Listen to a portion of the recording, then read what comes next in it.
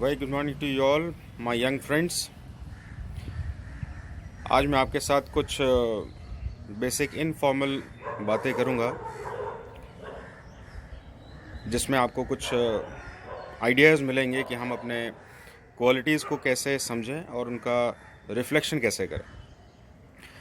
तो अपनी बात को शुरू करने के लिए मैं एक क्वेश्चन से स्टार्ट करता हूँ।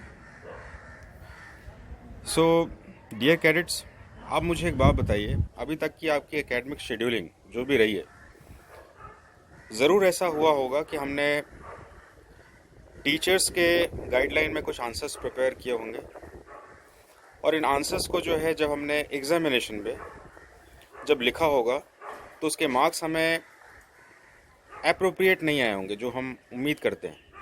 जैसे मान लीजिए अगर कोई आंसर्स लिखे हैं तो इन एवरेज मार्क्स आपको मिल रहा है इसमें,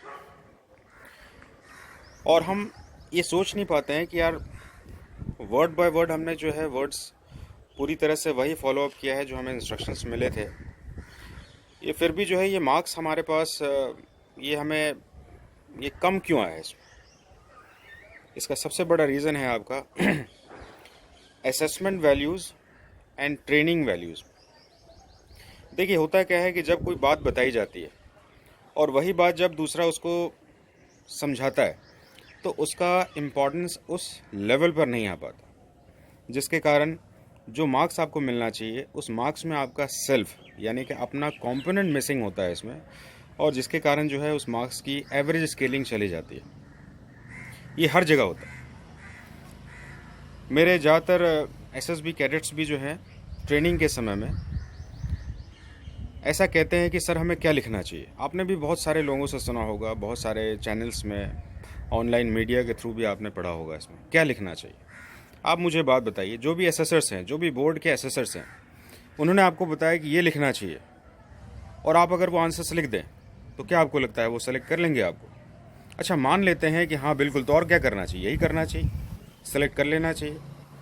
तो मुझे एक बात बताइए आप, ये आर्म फोर्सेस इंस्टीट्यूशंस के लिए, एनडीए, स्पेशली एनडीए के लिए, सैनिक स्कूल, मिलिट्री स्कूल, राष्ट्रीय मिलिट्री स्कूल्स, ये सारे टॉप लेवल इंस्टीट्यूशंस पहले से एस्टेब्लिश्ड हैं और उनको ऐसे ही प्रोफेशनल एडवाइस दिए जाते हैं। तो फिर तो सभी कैडेट्स वहीं से पास होने चाहिए। फिर ये आउटसाइडर्स के लिए जगह कहाँ पर है? यहाँ पर मैं बात करना चाहूँगा assessment values and training values की। जो भी असेसर्स होते हैं वो अपने ही आंसर्स को नहीं सुनना चाहते, उसमें आपका वो सेल्फ कॉम्पोनेंट देखना चाहते हैं। इससे रिलेटेड मैं आज important OLQs, risk, how to reciprocate risk in story writing test, इसके बारे में थोड़ी जानकारी शेयर करूंगा इसमें।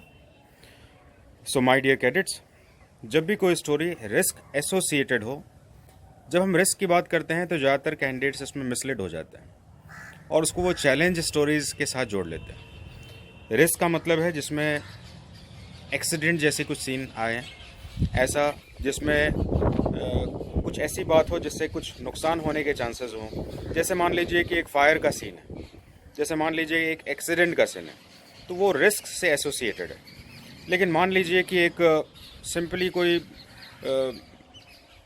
कैडेट जो है, कोई बच्चा जो है, कोई स्टूडेंट है, अगर कहीं जा रहा है इसमें, तो अगर रात के समय भी जा रहा है तो आप सोचते हैं नहीं वो रिस्क है, वो कुछ डेंजर होगा इसमें तो मैं उसकी बात नहीं कर रहा हूँ, वो चैलेंज की बात हो गई। रिस्क और चैलेंज को थोड़ा सा डिफरेंस करें इसमें। रिस्क जो बिल्कुल डिफाइन है, जो आपको दिया गया है, और चैलेंज जिसको आप ऑब्स्टिकल के रूप में लेते हैं, ये दोनों ही अलग अलग कॉम्पोनेंट हैं। आज हम बात करेंगे सिर्फ रिस्क ओरिएंटेड स्टोरीज कैसे लिखें। मैं यहाँ पर कोई असेसमेंट वैल्यूज़ की बात नहीं करूँगा। मैं अपने 15 ईयर्स के बहुत सारे कैडेट्स को ट्रेन करने के एक्सपीरियंस पर, बहुत बढ़िया रिजल्ट्स रहे उनके बेसिस पर मैं यहाँ पर बात करना चाहूँगा इसमें। 2019 बैच में हमारी एक cadet Aparajita, all over India ranking 3rd SSB topper रही है वो, और उसके परसेप्शन में साइकोलॉजी पार्ट काफ़ी उसके लिए हेल्पफुल था। तो यहाँ पर जो है रिस्क से एसोसिएटेड पार्ट जो है उसको कैसे रेसिप्रोकेट करें, मैं आपको एक बहुत ही इम्पॉर्टेंट फॉर्मूला बता रहा हूँ। जब भी कोई रिस्क एसोसिएटेड स्टोरी हो, जैसे मैंने बताया आपको, जिसमें कि फायर से सीन हो, एक्सीडेंट प्रोन सीन हो आपका, तो ऐसे स्टोरीज़ में हमेशा ही कुछ कंपोनेंट को, यहाँ पर देखिए लिखना कैसे ये नहीं बता रहा, कुछ कंपोनेंट्स हैं जिसको हमें थोड़ा सा डिराइव करना होगा इसमें। तो रिस्क से एसोसिएटेड कंपोनेंट्स हैं आपके। सबसे पहले स्पीड ऑफ टेकिंग डिसीजन, सबसे इंपॉर्टेंट क्वालिटी है आपकी। कुछ ऐसी बात जिसमें स्पीड ऑफ टेकिंग डिसीजन, ऐसा नहीं डिलेड कर रहे हैं कुछ ऐसी बातों को आप अपने बिहेवियर फॉर्म में डालें इसमें। Risk of taking decision.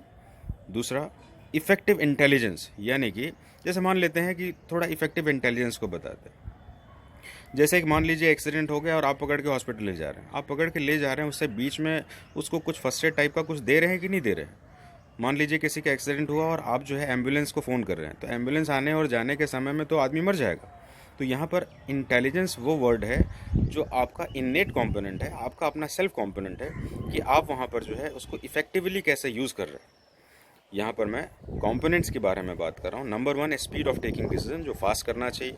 Number 2 जिसमें कि हमें ध्यान रखना है इस बात के लिए कि स्पीड ऑफ टेकिंग कंपोनेंट्स जो है हमेशा ही इफेक्टिव इंटेलिजेंस, बिना आपके इंटेलिजेंस, इफेक्टिव इंटेलिजेंस के पूरा नहीं होगा।